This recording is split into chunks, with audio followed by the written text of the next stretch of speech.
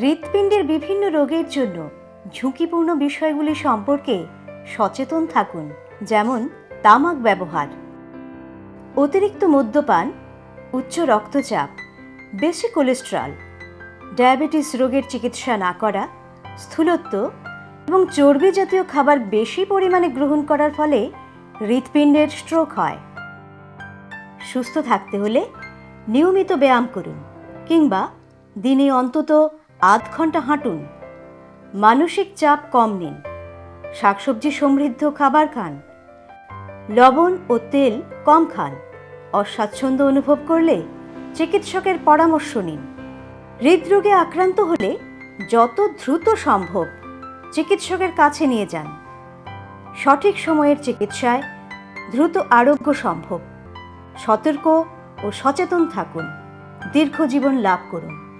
আমাদের শরীরের কেন্দ্রবিন্দুতে রয়েছে হৃদয় বা হৃৎপিণ্ড।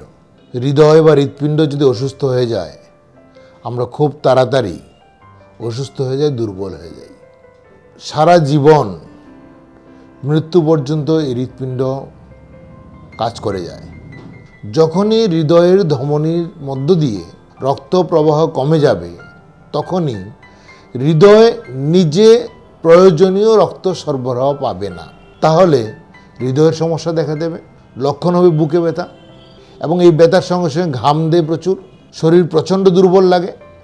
এর সঙ্গে বাঁ হাতে ব্যথা হতে পারে, কখনো কখনো নিচের চোয়ালে ব্যথা হয়, এবং তখন সময় নষ্ট করা উচিত নয়।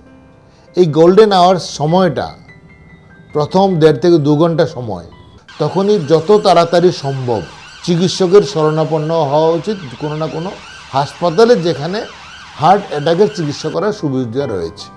পরিবার কল্যাণ ও রোগ প্রতিরোধক অধিকার, স্বাস্থ্য ও পরিবার কল্যাণ দপ্তর, ত্রিপুরা সরকার।